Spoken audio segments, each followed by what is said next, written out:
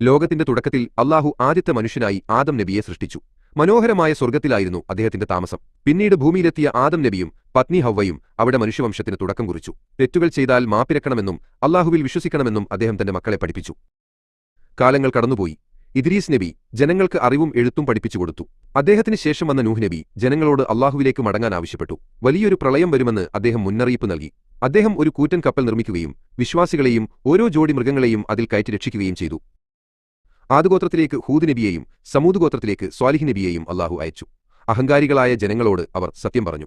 സ്വാലിഹ് നബിയുടെ പ്രാർത്ഥനയാൽ ഒരു പാറയിൽ നിന്ന് അത്ഭുതകരമായി ഒരു ഒട്ടകം പുറത്തുവന്നു. എന്നാൽ ജനങ്ങൾ ആ ഒട്ടകത്തെ ഉപദ്രവിച്ചു. അത് അവരുടെ നാശത്തിന് കാരണമായി.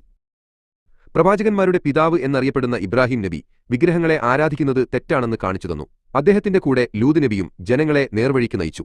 ഇബ്രാഹിം നബിയും മകൻ ഇസ്മായിൽ നബിയും ചേർന്നാണ് വിശുദ്ധ കഅബ നിർമ്മിച്ചത്. അവരുടെ അചഞ്ചലമായ വിശ്വാസം ഇന്നും ലോകം സ്മരിക്കുന്നു. ഇബ്രാഹിം നബിയുടെ മറ്റൊരു മകനായിരുന്നു ഇസ്ഹാഖ് നബി. അദ്ദേഹത്തിന്റെ മകനായ യഅഖൂബ് നബിക്ക് തന്റെ മകൻ യൂസുഫിനെ ജീവനായിരുന്നു. തന്റെ സ്വപ്നത്തെക്കുറിച്ച് യൂസുഫ് നബി പിതാവിനോട് പറഞ്ഞു. അസൂയ മൂലം സഹോദരങ്ങൾ അദ്ദേഹത്തെ കിണറ്റിലെറിഞ്ഞെങ്കിലും പിന്നീട് അദ്ദേഹം ഈജിപ്തിലെ വലിയ ഭരണാധികാരിയായി മാറി. കടുത്ത രോഗവും പ്രയാസങ്ങളും നേരിട്ടപ്പോൾ അയ്യൂബ് നബി കാണിച്ച ക്ഷമ ലോകപ്രശസ്തമാണ്. അദ്ദേഹത്തിന് ശേഷം വന്ന ഷുഐബ് നബി കച്ചവടത്തിൽ സത്യസന്ധത പാലിക്കാൻ ജനങ്ങളെ പഠിപ്പിച്ചു. ദുൽകിഫ്ലി നബിയും ജനങ്ങൾക്കിടയിൽ നീതി നടപ്പിലാക്കാൻ പ്രയത്നിച്ച പ്രവാചകനായിരുന്നു. ഈജിപ്തിലെ ക്രൂരനായ ഫറോവയിൽ നിന്ന് ജനങ്ങളെ രക്ഷിക്കാൻ മൂസാ നബിയും സഹോദരൻ ഹാറൂൻ നബിയും നിയോഗിക്കപ്പെട്ടു. മൂസാ നബിയുടെ കയ്യിലുണ്ടായിരുന്ന വടി അല്ലാഹുവിന്റെ കൽപ്പനയാൽ വലിയ പാമ്പായി മാറി. അദ്ദേഹം വടികൊണ്ടടിച്ചപ്പോൾ ചെങ്കടൽ പിളരുകയും വിശ്വാസികൾക്ക് പോകാൻ വഴി തെളിയുകയും ചെയ്തു. ദാവൂദ് നബിക്ക് അല്ലാഹു മനോഹരമായ ശബ്ദം നൽകി. അദ്ദേഹത്തിന്റെ മകൻ സുലൈമാൻ നബിക്ക് പക്ഷികളോടും മൃഗങ്ങളോടും സംസാരിക്കാനുള്ള കഴിവും കാറ്റിനെ നിയന്ത്രിക്കാനുള്ള അധികാരവുമുണ്ടായിരുന്നു. വലിയൊരു സാമ്രാജ്യം അദ്ദേഹം നീതിയോടെ ഭരിച്ചു. ഇല്യാസ് നബിയും അല്ലാഹുവിന്റെ സന്ദേശം ജനങ്ങളിലെത്തിച്ചു.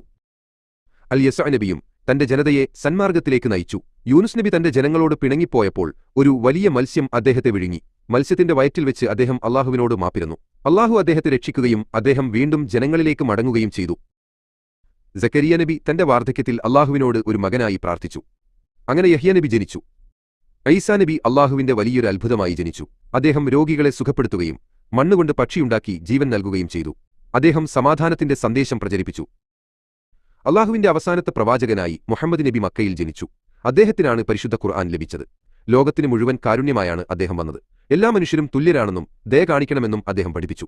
അദ്ദേഹത്തിന്റെ ജീവിതം നമുക്കെല്ലാവർക്കും വലിയൊരു മാതൃകയാണ്. ആദം നബി മുതൽ മുഹമ്മദ് നബി വരെയുള്ള എല്ലാ പ്രവാചകന്മാരും പഠിപ്പിച്ചതൊന്നാണ്: ഒരേയൊരു ദൈവത്തെ ആരാധിക്കുക, നന്മ പ്രവർത്തിക്കുക, എല്ലാവരോടും സ്നേഹത്തോടെ പെരുമാറുക.